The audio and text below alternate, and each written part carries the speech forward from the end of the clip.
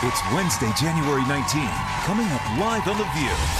There's star-studded hot topics, from rumors Charlie Sheen may reunite with the ex he pulled a knife on, to Snooki's on-air apology to Joy, and who the co-host thinks should replace for each. Plus, Valerie, Bertinelli, Wendy, Malick, and Jane Leeves are revealing how blasts from their sitcom pasts are stopping by for the new season of Hot in Cleveland, and how they celebrated when Valerie walked down the aisle. And Ted King's revealing how he's about to rock One Life to Live with the wildest character you've ever seen on daytime, and how his first acting gig ever was at the View studio. All that, hot topics and more, coming up live on The View.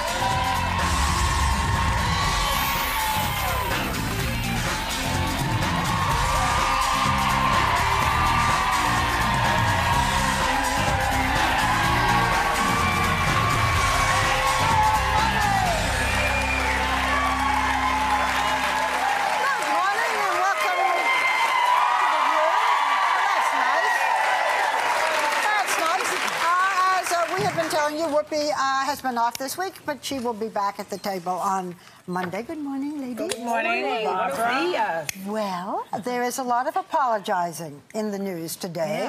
Snooki is apologizing. We're going to hear about that. Apologizing to Joy. CNN anchor John King has made an on-the-air apology. And one person who I think may owe a lot of people an apology is the governor of Alabama. We will be talking about this in a bit, but anyway, let's start with Snooki. Okay? Very important. Last week, Jersey Shore stars Snooki and Jay Wow released a YouTube video making fun of Joy. Oh, poor Joy. But then Snooki went on the Wendy Williams show the other day to make amends. Now, what happened was that you had said a couple of things about Snooki. Well, I said she wasn't Italian, for one thing. And because, you know, we don't need them representing us. You know, you got some zingers in there. I got a few You also zingers. said that she was the kind of kid that used to bully you. Well, when the you were a whole kid. Jersey Shore thing reminded me. I mean, okay, I'm 100 years old, but I still remember things. And so there were kids in my neighborhood who were like that, who used to really make my life miserable. So I had a very visceral reaction to these kids, and so I made some jokes about them. So now, And then she now made they're jokes making jokes about you. me. So watch. But now, oh, we're going to see the apology. now she has apologized. Let's see if it changes the way you feel. Take a look. I wanted to talk to you about Joy Behar from The View. Oh, yeah. And you and Jay Wow did a little something on the internet, on YouTube. Right. Tell everyone about what you did and how you feel about Joy. Well, me and Jenny have like the Flo and Nancy show on YouTube, and it's kind of like a joke, like we're just being silly. And obviously Joy talks a lot about us, and we just wanted to, you know, make it silly and just like, you know, just have fun with it. And everyone took it too seriously, so I took the video down. And, you know, we feel bad about it, and I guess they talked about it on The View. I'm a big fan of The View and Barbara Walters, so, you know, I'm sorry. Oh, well, that's sweet. Listen, Snooki, I think you're, you know, I interviewed you all for 10 Most Fascinating People, and I think you're kind of cute. But I wish instead of saying me and Joy, you would say Joy and I. That would be a help. But correct. I found the apology. It's not young. I mean, both Joy and I feel the same way. We're very grammatically... We're grammar freaks, We're grammar freaks. But I found the apology quite sobering. Although maybe that's not the right word to use. But, you know, now she's an author. She's like Tolstoy. She's an author, and she has, you know, so thank you for the apology. I personally love seeing them outside of the Jersey Shore show because you do get glimpses of who they really are. You get a glimpse into it. She seems nice. You know what's fascinating, kind of Barbara? cute, you know, that this is... Well, I spent a good time. Have you watched the show? They're not that cute on the show. No, they're not that cute on the This show. is why I like seeing them. Yeah, out of But context. you know what's is nice. fascinating about her is that now she's like, she's a player now. You know, she's got a hit show, and the hairdo is being you know, copied, even though she lost it. And so she has to be nice now. The situation... This is called going Hollywood. Well, and she's afraid of Barbara. You notice how she's a brand. No, but I think she got a lot. I think, like she said, she got a really bad reaction. I think people can't, you know, sometimes you put stuff out there and you think, oh, it's just funny. And then I think the reaction that she got from it really surprised her. Well, you know, You got fans, baby. whatever, we're at peace. Speaking of peace. We love you, We Snooki. are at the point But you where... know what, can I just wait one more thing? Anything. I don't care if they make fun of me. It's fine. I enjoyed that sketch that they did. That's the bottom line of it. In its art form, you enjoyed it. I thought it was very funny. So I'm not the one who took it seriously. She said someone took it seriously. I did, not me. But you're a comic. That's what I said. It's great. I like that. Imitation is the sincerest form of flattery. That's it's the sincerest form of what? Something. Of flattery. A flattery. Okay. Well, as we said, there's a lot of apologies that are going on. This is maybe a little more serious, but all this business of apologizing, where's it taking us? CNN anchor John King made it a point to apologize after a guest used the term crosshairs while referring to the Chicago race for mayor. And he's saying, quote, "We're trying to get away from that language." So we were talking backstage. Is this taking things a little too far so that we're all afraid of saying anything?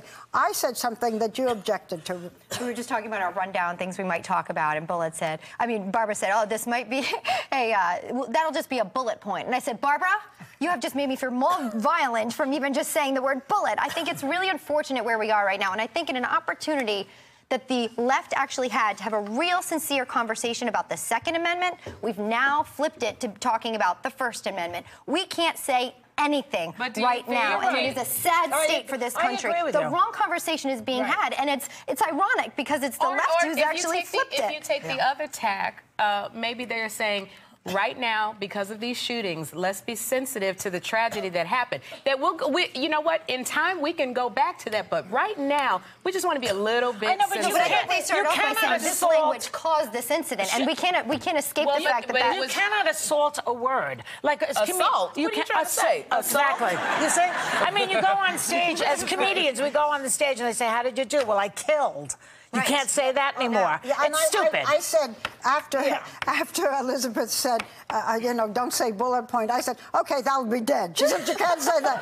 And then I said, you can't shop at Target anymore. No, you can't. You can't.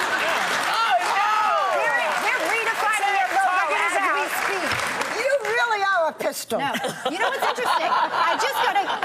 I just got a video. It was a flip video that someone sent me. You know what their tagline is? Shoot everything, share everything. Okay? Ooh. So now are they to then change their logo like Target? So the word crosshairs could be about a bikini wax for all we know. But I think you guys are putting in all of these other words. I think crosshairs has been in... Exactly. No, but crosshairs has really been under fire. Excuse me. It's really been... Oh, jeez. I give up. I don't know what... There was 1982. Wasn't there a show called Crossfire? Yes. Right? Yes. Wasn't there logo? Didn't it have crosshairs in their logo? That particular word, though, that has been targeted. Palin's, but wasn't Palin's thing about the fact that I don't really know all the gun lingo, but isn't it got to do that the crosshairs were exactly connected to a shooting? And she should never have been blamed. And she took it down the next day also because she must have felt that it was wrong. Otherwise, why would she take it down? There has still been no link. Here's my problem, too, with this whole Lofner. There's been no link to him saying, yes, I followed her. Right. Yes, I watched her. He didn't even watch cable TV as far as it has been reported and investigated. So it's a problem for me that the real motive has just been sort of ditched by the media. Why are they not still investigating his why? And then is anything... They are. Not really, they missed a good 4 days. The discussion is constant now. Now is the operative word. We should all be a little more sensitive, but when it gets to this point, it gets to be ridiculous. Yeah. Is your hair okay? No, it's a little high. Stand by your hair. Well, I think we sound as if we're a little high. We're going to be right back with something much more controversial than your hair. We'll be right back with more Hot Topics. We all had a word.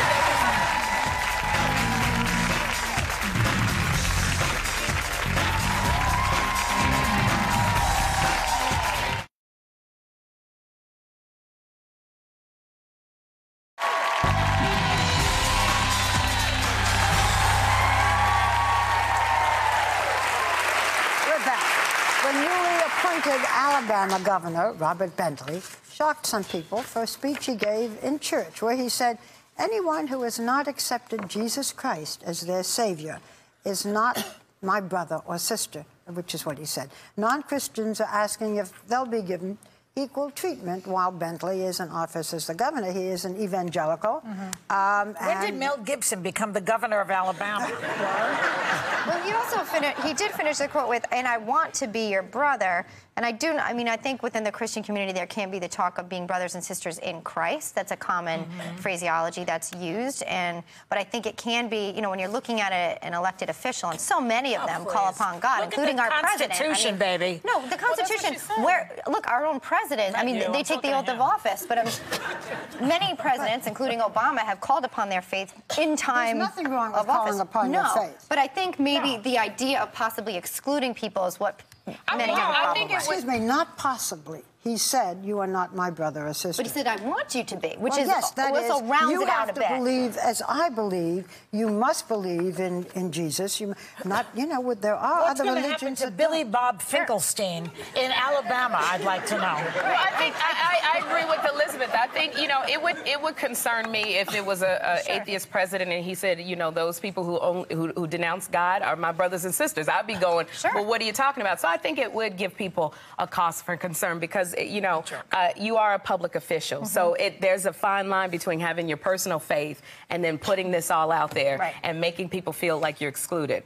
I think it will come back to bite him. I think, he put his faith first, which, is in faith, that's what you're called to do. But I think public officials have that tough line to walk. We have a separation of church and state, and he is the governor of a state. Shall we move on? He's separated from his brain, this guy. It's really not. It's not so separated, though. We keep saying it is, but it's really not.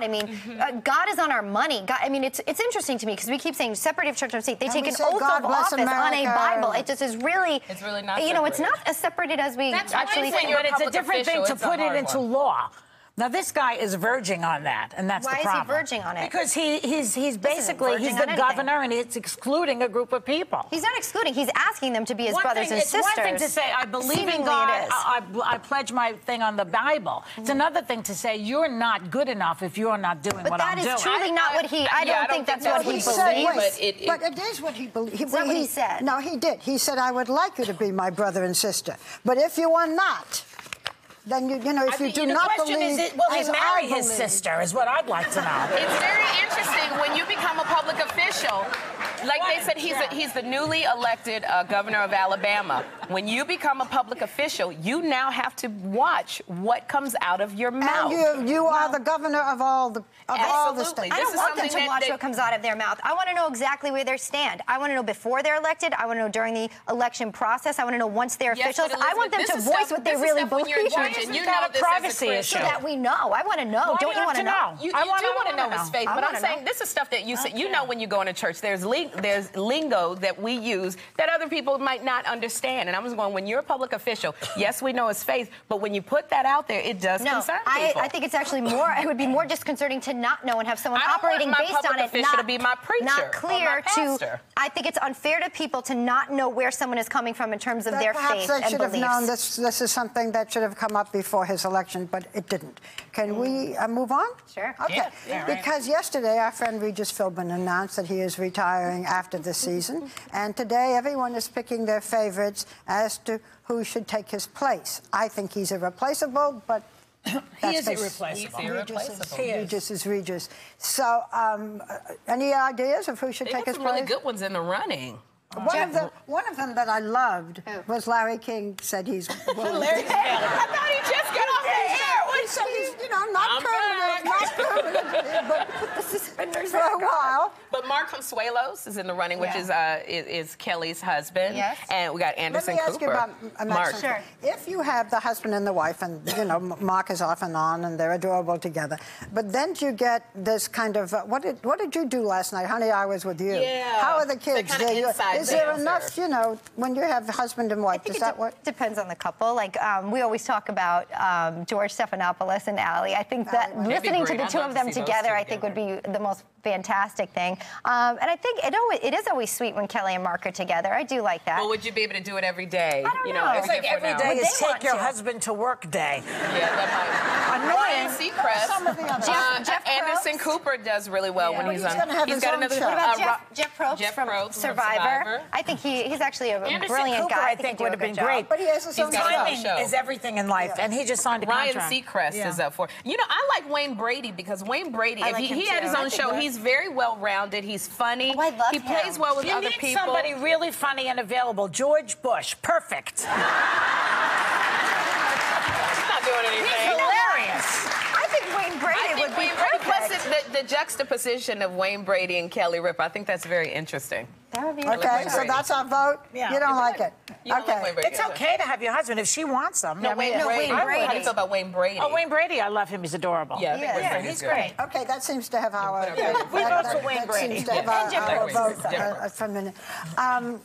When we're speaking of loss, I do want to say something about Sergeant Shriver, who died at the age of 95. Many of us know him today, the younger people, as the father of Maria Shriver. He also has 4 wonderful sons: Bobby Shriver, who is a Santa Monica City Council member, Tim, who's chairman of the Special Olympics, Mark, who's managing director of Save the Children, and Anthony, who's an activist for people with intellectual disabilities. I'm doing all of that because I knew Sergeant Shriver, and I just think he was a great man. He's been suffering from Alzheimer's. I used to go to Hyannisport in the summer with my little girl, because at that time I was quite close to Eunice, who was terrific. And she would make me water ski, and I hated to water ski. I'm not an athlete. It was torture. I hated it. And Sergeant Shriver used to come on another boat with his boys and rescue me. You know? I just thought he was the dreamiest man. Didn't he start the Peace Corps? Yes, he did. A great program, yeah. Yeah, so for every reason, personal and also because he was a great American, our hearts go out to you, Maria, and to your wonderful brothers. And we will be back. Oh, we've got some juicy subjects coming up. We'll be right back with even more hot topics.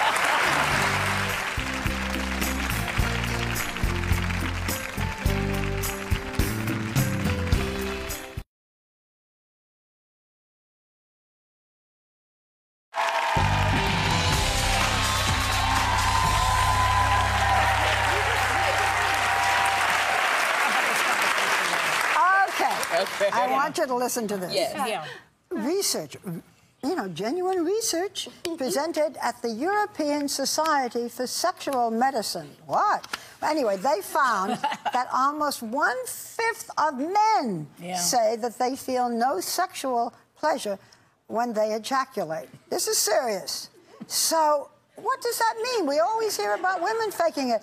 Are men faking it? I feel bad about this because I'm only one woman, okay? I can't take care of all these men. But are you at least taking care of Steve? We're not so sure about that. But I thought that they were always faking cuddling and talking, but now they're faking orgasm too? How much faking is going on? To be serious for a second. That was serious. I think What did you say, Barbara?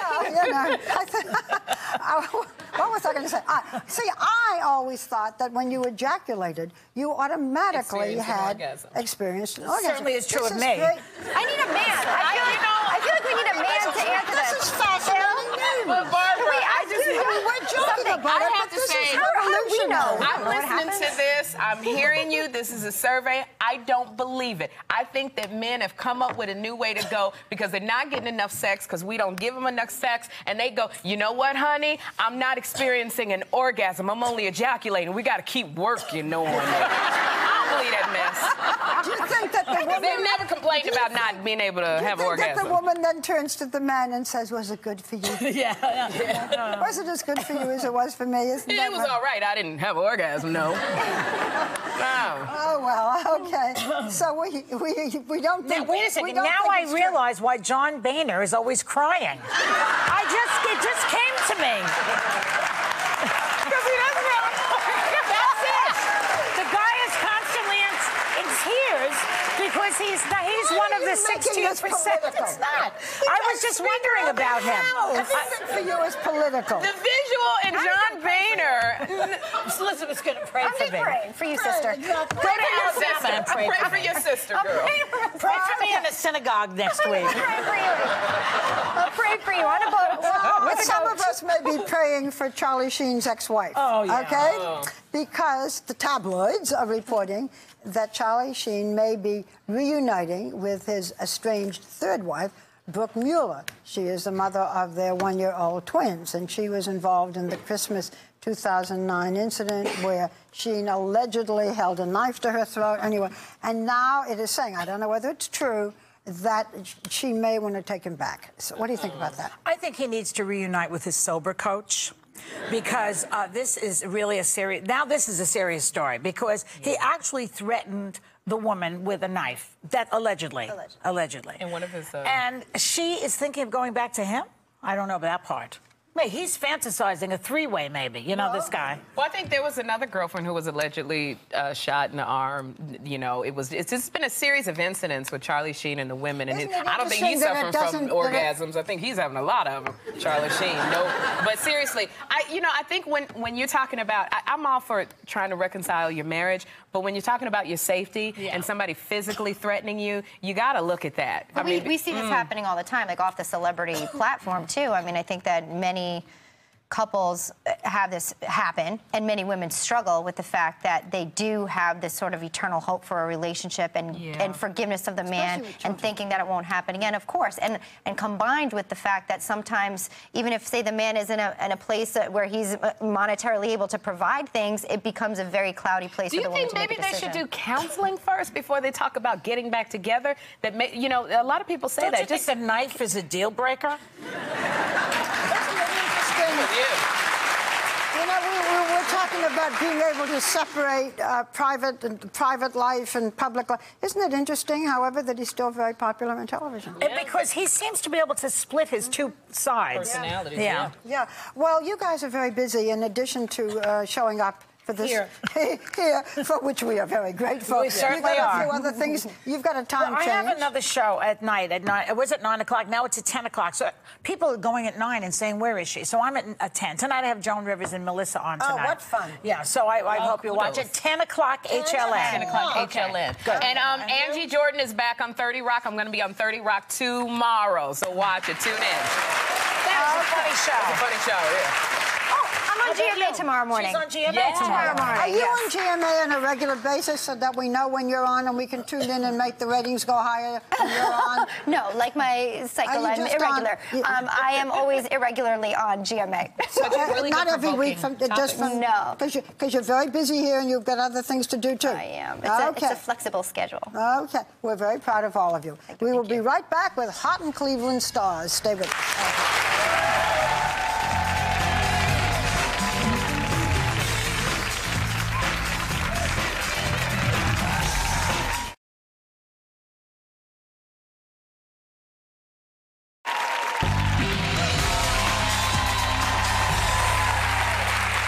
The sitcom Dream Team from Hot in Cleveland is about to heat things up in here. Please welcome back Wendy Malick, Jane Leeves, and Valerie Bertinelli.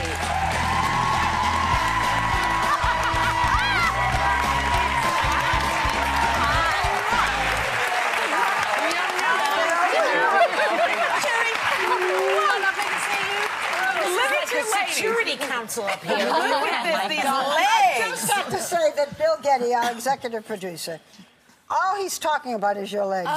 They all have gorgeous They all have gorgeous legs. Yours are the longest. Yes.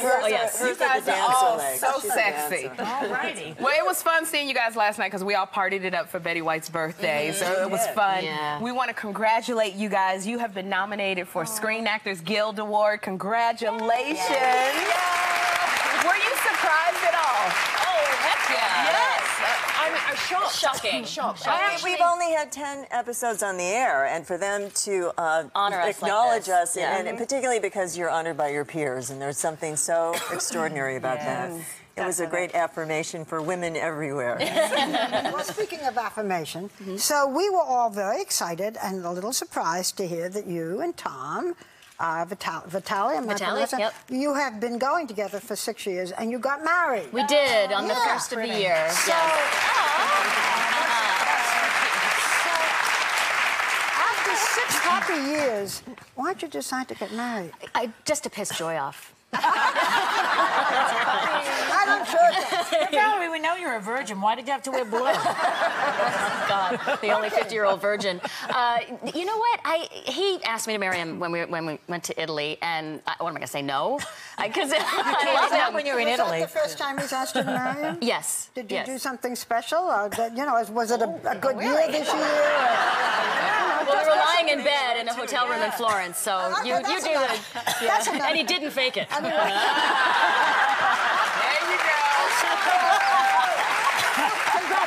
Thank you very much. I think I got tired of calling him my spousal equivalent, which I loved and got from you, but it's nice to call him my husband. It feels appropriate. And I know that the big day was also an adventure for you, right? Yeah, Valerie and Tom have an annual New Year's Day party, so they didn't tell us it was a wedding. And of course, Jane figured it out, as did most people. Come on. There was a special event. I thought it was obviously, I wasn't dressed for it. I love that coat. I love that coat. I looked like I was coming in from some sort of attack. I got there a little late. I thought it was 4:45 for the special event, which I thought was going to be her riding down the beach on a white horse. I don't know why. We're playing volleyball, some people said. Is that really? For the special event? But it was a wedding. It was a wedding. I knew it was a wedding. The invitation said cocktails 3 to 4, special event 4:15, group picture 4:45. Come on, baby. There was also a picture of you with your ex-husband. Actually, a great picture of Tom and Ed together. Yes, so it's all lovely and really sweet. do look like brothers. I know, we do. You know what? I just really, truly believe that you must love your children more than you hate your ex. And I think this shows Wolfie that just because Mom and Dad don't live together any longer, that we can still get along. I love that. Yeah. Wolfie, such a cute name. I love my little wolfer. Yeah, Thank you for that. Thank you for that. Betty White was here yesterday. We so had fun with her, and we showed a clip because she went to jail, and she went to jail, and we want to show what happens when you guys came to bail her out. I love our show. I have to say, your show is so much fun. I actually came and you guys had me on as a guest star on the show. It was You're so coming much. back. I'm coming back, absolutely. It was the judge. Naughty judge, my friend. Oh, yeah, nasty little judge. It was tremendous working with you guys on the show. Do you have fun every single time you come on that set? Yeah, we pretty much do. It should be illegal, the amount of fun we have. When there's a scene with the 4 of us and Betty, I mean, we have like a half an hour before we start working where we just sit and gossip and giggle, and they're like, oh, yeah, we'll be there in a minute. Of course, Betty is a phenomenon. She just was 89. Yeah. But the premise of the show a little bit was that, you can be older and still be hot. Yes? Yes, absolutely. Yes. Look at you. Okay. That's right. You bet. Yeah. Okay. But when they first said, we're casting you and you're supposed to be older, and in other places they won't want you, but in Cleveland they will. Did any of you say, not me? No, did you all say hooray that, that we can finally say that you can be over 23 and still be hot? No, and actually, the truth is, Valerie was about to turn 50. Jane's in her late 40s. I turned 60 in December.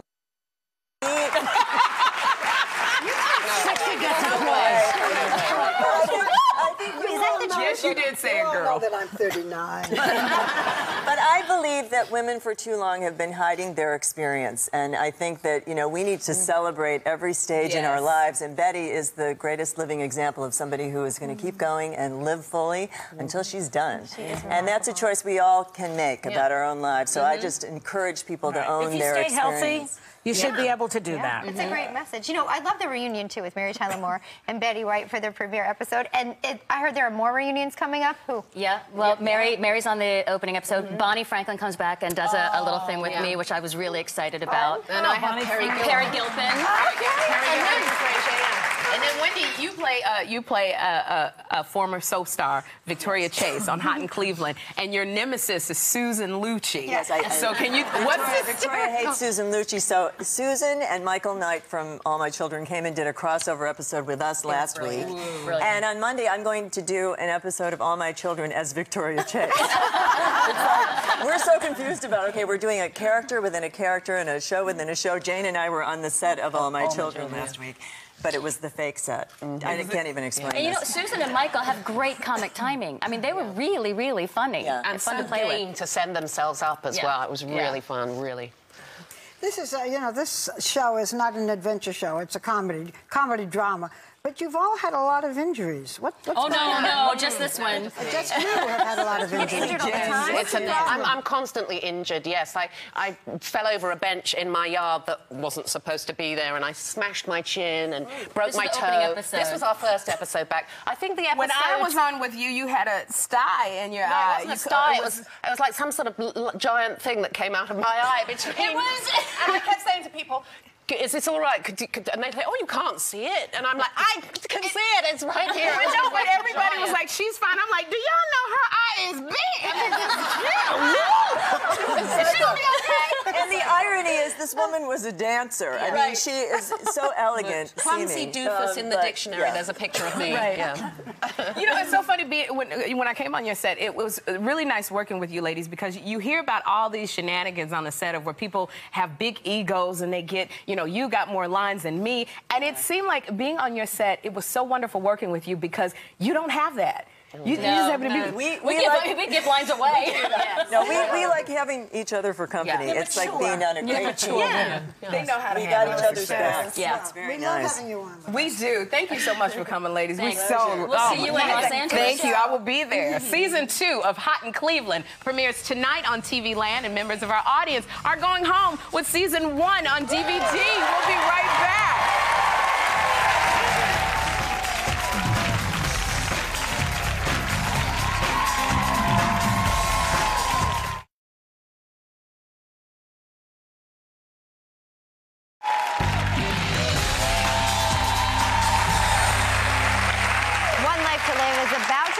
By one of the most wild, compelling characters you've ever seen, played by a man who's already made his mark on daytime TV. Please welcome Ted King.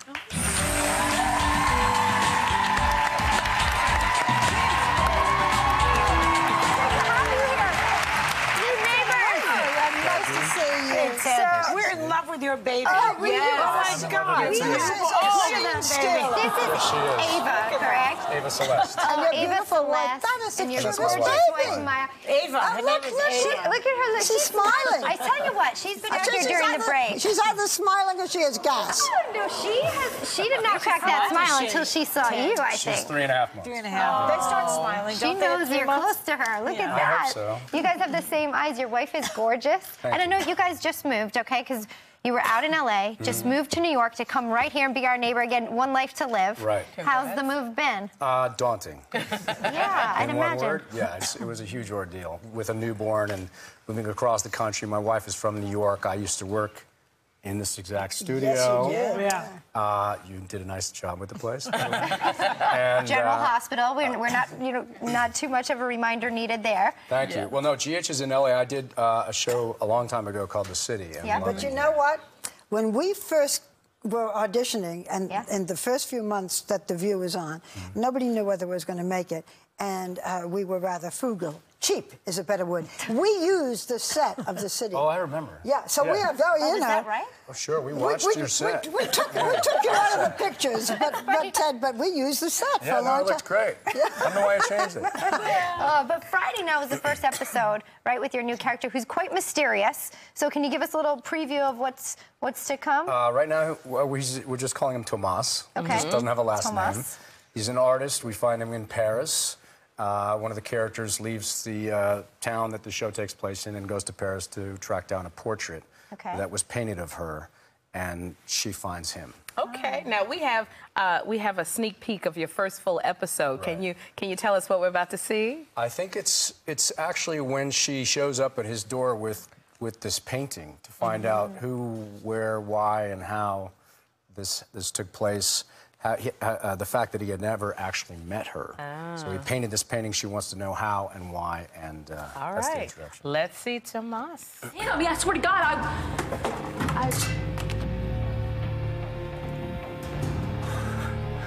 Forgive me. Landlord thinks I owe him money. What would you do? Buy a tube of blue cerulean or pay the rent? well, it all depends on how much sky I wanted to paint that day. You're quick. I knew you would be with those eyes. Wow. You are even more beautiful in person. In person.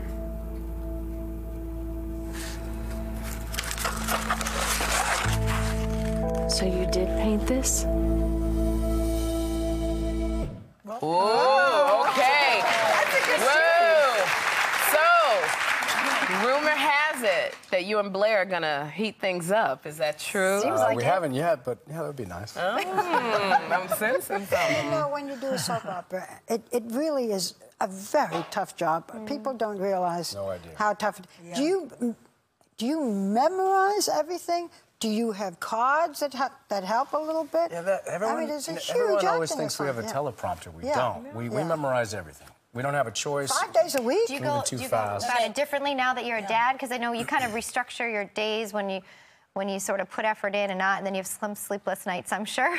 I do have sleepless nights. Thank God for hair and makeup on that show. Yeah. But they've done a great job in just creating an atmosphere that's been really warm for me. So far it hasn't been too difficult. I've been doing it a long time. And I did some prime time too, so the women throw themselves at you, and you're a god to a lot of women. Does that get tired after a while? Don't say that in front of my wife. It's just television, you know, but it's not real. Television. I'm talking about, you know. Maybe it's real. I mean, it's real to the women who are doing it, but it's on TV. It's not in his real life that this is happening. Ava's mother. Oh, you're talking about the characters. The women on the show throw themselves at you. Yeah. Well, they haven't yet. I mean, right now it's just been about these two characters. But as you know, I'm talking about your fans. Your fans, they throw themselves at you. Yeah. I don't know. Oh, that's it. But he's smiling. Yeah, I know. Doesn't look like he's very tired of it. You know, does it get tired that you're being perceived as a sex god? Ava did not like that, and she just left the studio. She made a diva move. Her dad being called a sex god. You know, I don't know how to answer that because I really don't feel that. I'm really so insulated in my life with my wife and my child. Good answer. And, no, it's true. And I can see why, because she's lovely and your daughter is spectacular. We're glad that you are here. I had to come all the way back to New York to find her, and then I brought her to California, and now we're back. Now, that's a great storyline. We like that. Thanks for being here with us, and congratulations on baby Ava. Our thanks to Ted King. Check him out on One Life to Live starting this Friday right here on ABC. We'll be right back.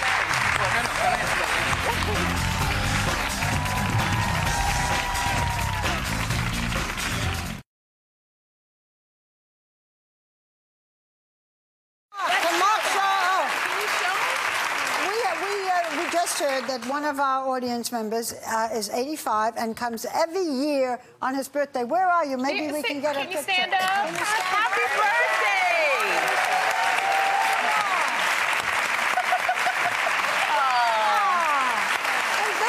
This is where he comes on his birthday. He's quite spry. Did you see how he jumped up? He did. 85. I think that's good for me. That's good for you. Do you do yoga, sir, or something? Because you seem very spry. Is that your wife? Great genes. Yes. Oh, I'll stop flirting. Genes. Never mind. Too old for me He's too old for you. Have a great day. Take a little time to enjoy the view. Yeah.